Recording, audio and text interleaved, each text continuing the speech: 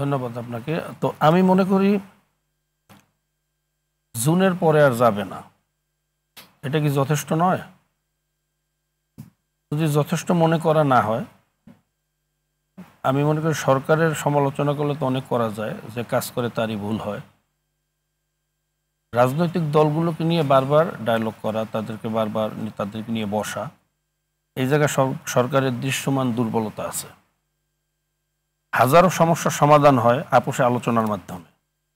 যেমন করিডোর নিয়ে এখনো যত বিতর্ক হচ্ছে, আমি মনে করি এরকম স্পর্শকাতর সিদ্ধান্ত নেওয়ার আগে রাজনৈতিক দলগুলোর সাথে আলোচনা করে যদি সিদ্ধান্তগুলো নেওয়া হতো, পদক্ষেপ নেওয়া হতো, তাহলে এত বিতর্ক সৃষ্টি হতো না।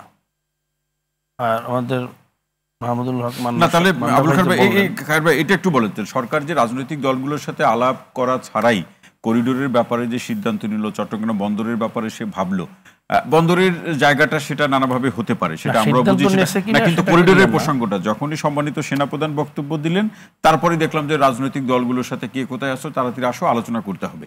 তো এই জায়গাতে নিশ্চয়ই আলোচনা ছাড়া যখন তিনি একাই এই পথে হাঁটলেন, তার মানে তারও তো একটা শক্তি আছে, সেই শক্তিটা কি? সরকারের তরফ থেকে মনে হয় গতকালকে এই বিষয়টা ক্লিয়ার করা হয়েছে যে করিডোরের ব্যাপারে সরকার কোনো সিদ্ধান্ত নিছে বা নিতে যাচ্ছে এরকম কোনো বিষয় না। না, কিন্তু শুরুতে এই আলোচনাটা ভারতের কথা বলেছেন, তখন আমরা মানুষ বিভ্রান্ত হয়েছে আর কি, পত্রিকাগুলো উঠাইছে। জি, তো সরকারের উচিত ছিল, যেহেতু আলোচনা চলে আসছে ময়দানে, তো রাজনৈতিক দলগুলোর সাথে এই বিষয়টা নিয়ে ডায়লগ করা, তাতে জনগণের বিভ্রান্তির মধ্যে থাকতো না। এই জাতীয় কিছু ভুল তো আছে সরকারের, যেহেতু অনভিজ্ঞ, এরা এর আগে তো তখন সরকার পরিচালনা করেন নাই। লিকুল্লি ফান এন্ড রেজাল্ট, প্রত্যেক বিষয়ে যে বিশেষজ্ঞ তাদের পরামর্শ নেওয়াটা, এটা তো এটা জ্ঞানী গুণীদের কাজ। এরকম অনেক ছোটোখাটো ত্রুটি ধরলে ধরা যায়, কিন্তু মূল যে বিষয়টা হলো, সেটা হলো আমরা শুধু নির্বাচনের জন্যই যদি এরকম উদ্গ্রীব হয়ে থাকি, তো এখন যে জুলাই আগস্টে যারা যোদ্ধা ছিল, আমরা যারা ময়দানে ছিলাম, আমরা তো এখনো শঙ্কিত। এই সংবিধান যদি থেকে যায়, এই অবস্থায় যদি সরকার পরিবর্তন হয়, জি, তাহলে যারাই জুলাই আগস্টে ময়দানে যুদ্ধ করছে, তারা তো ভয়ঙ্কর অবস্থা, তাদের তো ফাঁসির কাষ্টে যাওয়ার মতো অবস্থা হতে পারে। জুলাই আন্দোলনে যারা আহত হয়েছে তারা এখনো হাসপাতালে কাতরাচ্ছেন, এখনো ভালো করে হচ্ছে না, হাসপাতালে কাতরাচ্ছেন। তো সেখানে সরকার চেষ্টা করতেছে, জুলাই আন্দোলনে আহতদের চিকিৎসা, এটা তো সরকারের একেবারে পবিত্র দায়িত্ব ছিল। সরকার বলতেছে আমরা করতেছি, কিছু লিস্টিও দিছে, যেভাবে আমরা আশা করছি সেভাবে হচ্ছে, সরকার করতে পারে নাই, হয়তো দুর্বলতা আছে। আর এটা তো টোটাল সর্বক্ষেত্রেই আমাদের দুর্বলতা আছে। সরকার ওঠার পরে সে কি ঘর সামলাবে, নাকি সংস্কার করবে, না বিচার করবে? রাজনৈতিক দলের আমাদের অস্থিরতায় তো সরকার একটা বেকায়দার মধ্যেই ছিল শুরু থেকে পর্যন্ত, সে তো দিশেহারা। না, এই 10 মাসেও কায়দা করে উঠতে পারছে না কেন? আমাদের তো বেকায়দা থাকতেই পারে, কিন্তু 10 মাসেও কায়দা করে উঠতে পারছে না। রাজনৈতিক দলগুলোর ভিতরে অনৈক্য। না, রাজনৈতিক দলগুলো একটা কথা বলতেছিল সরকারকে। জুলাই আগস্টের আমরা যারা ঐক্যমতে ফ্যাসিবাদের বিরুদ্ধে আন্দোলন করছি, জি, আমাদের উচিত একটা পরিবর্তনের আশে আমাদের আগে আমাদের ঐক্যবদ্ধ থাকা, এবং আমাদের ঐক্যবদ্ধভাবে সরকার। এখানে একটু আপনার কাছে মাধ্যমে বুঝতে চাই যে ঐক্যবদ্ধ থাকা মানে কি? সরকার যা বলবে আপনারা বা রাজনৈতিক দলগুলো সব মেনে নেবে, তাহলে ঐক্যবদ্ধ থাকা হবে না? ঐক্যবদ্ধ থাকা, আলোচনা করা, আলোচনার মাধ্যমে আমি আগেই বললাম অনেক সমস্যার সমাধান হওয়া সম্ভব। আলোচনা এটা একটা খুব জরুরি বিষয়। তো সরকার এই থেকে একটু আমার মনে হয় গাফলতি আছে, সে কমিটমেন্ট বা যোগাযোগটা ঠিক রাখতেছেন না, এইটা তাদের খেয়াল করা দরকার। আমি মনে করি অনেক সমস্যার সমাধান হবে। আরেকটা বিষয় হলো আমাদের মতিনুর নূর ভাই, হ্যাঁ, প্রফেসর মতিনুর রহমান, ডক্টর মতিনুর রহমান, তিনি বলছেন যে এখন যে সমস্যা, যেভাবে আইন শৃঙ্খলার অবনতি, ভবিষ্যতে আরো বাড়তে পারে। আমি মনে করি সংস্কার বা ফেসিবাদের দোসর যে যে জায়গার ভিতরে ঘাপটি মেরে বসে আছে, এদেরকে যদি এক নোটিশে পরিবর্তন না করা হয়, পরবর্তী কোনো ইলেক্টেড গভর্নমেন্ট এসেও এই শৃঙ্খলা ঠিক করতে পারবে না।